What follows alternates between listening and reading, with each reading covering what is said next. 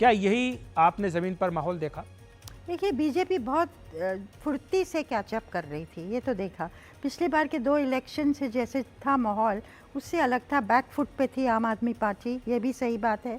लेकिन ये भी सही है कि गरीब तबका अभी भी केजरीवाल के लिए बोलता है कि काम तो किया है। ये जो वाक्य है ना, बहुत लोग बोलते रहे हैं और वो अप्रिसिएट करते हैं। और विश्वास की बात आपने कही थी, सबने कहा है कि रेवड़ियाँ दी जा रही हैं, पर बहुत लोगों ने ये कहा कि हमें इन पे विश्वास है।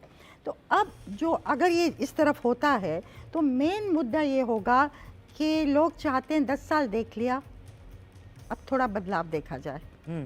और दूसरा ये भी चाहते हैं कि इनके जो हाथ पैर बांधे ना, इनको पैसा नहीं मिलेगा, एलजी रोकेगा इनके डिसीजन, तो एक बहुत प्रैग्मेटिक, जो कहते हैं ना, ट्रांजैक्शनल वोटर हो गया है।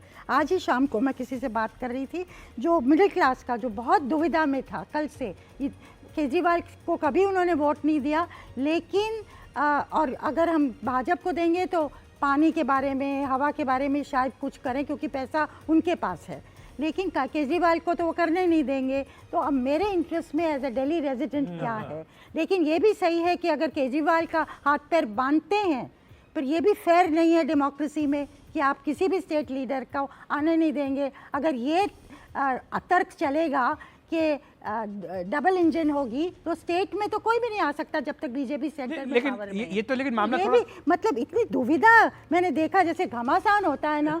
तो आज ये तो मामला अलग रहा है ना नीरजा जी, शुरू से वोट दिया तो फिर बीजेपी को ये तो पता था ना दिल्ली में कि दिल्ली हाफ स्टेट है, दिल्ली को फुल पावर्स नहीं है। ये बात तो शीला दीक्षित भी जानती थी।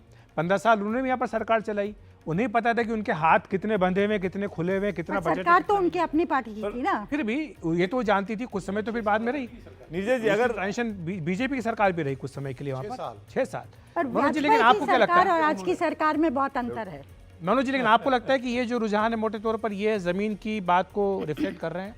नहीं, इसमें एक जो 51 से 60 वाला बीजेपी का है वो तो थोड़ा मुझे अतिशयोक्ति लग रही है। नहीं, पर जो दिल्ली का रिकॉर्ड है पिछले 2 चुनाव का, उसमें तो ये लगता है कि लेकिन एक तरफा दिया जाता है यहाँ पर। हाँ, उन्हें है 2 बार का तो ऐसा है।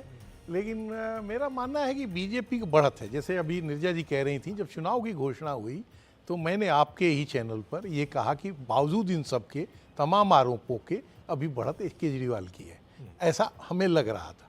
लेकिन जो इस तरह का कैंपेन चला है और जिस तरह से आप अभी शुरुआती आप दोनों ने अपनी बात कही है कि राष्ट्रीय मुद्दे गायब हो गए और राम नाम और वो ध्रुवीकरण की बातें गायब करके लोकल मुद्दों पर चुनाव आया, ये इतनी बेहतरीन ढंग से भाजपा ने इसको ले आई जो चुनाव। अगर ये पोल सारे अगर एक भाव और पकड़े तो ज़्यादातर पोल्स आम आदमी पार्टी की सरकार हरा रहे हैं और बीजेपी की सरकार बना रहे हैं। मोटे तौर पर जो मैं हेडलाइन देखने की कोशिश कर रहा हूँ, अगर ये गति हो रही है, बीजेपी 50 के आसपास या 45 के आसपास जा रही है और आम आदमी पार्टी 20 के आसपास रुक रही है, तो इसमें कांग्रेस का कितना बड़ा रोल है इसको इस स्थिति तक लाने के लिए? नहीं, क्या कांग्रेस ने वोट काटे होंगे इसीलिए आम आदमी पार्टी का इतना नुकसान हुआ? वोट शेयर कितना होता है वो हाँ, वो देखने देखने 4.5% था पिछली बार। हाँ, तो क्या 5 सीटें तो 1 या 2 दिख रही हैं। वो तो सब कह रहे थे रेकनिंग में ही नहीं है, लेकिन वोट कटुआ है।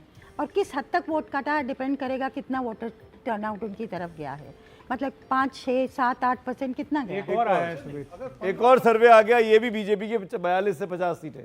पोल डायरी एक और सर्वे हमारे पास आया, 18 से 25 आम आदमी पार्टी, 42 से 50 भारतीय जनता पार्टी और 0 से 2 कांग्रेस पार्टी। अगर 15% के आसपास कांग्रेस का वोट गया होगा तभी ऐसा फिर तो प्रॉब्लम, फिर तो ये कहानी है। तभी ऐसा हो सकता है। 15% वोट में ही भाजपा की 50 50 सीटें आएंगी, नहीं तो नहीं आएंगी, नहीं तो नहीं आएंगी। निवान जी।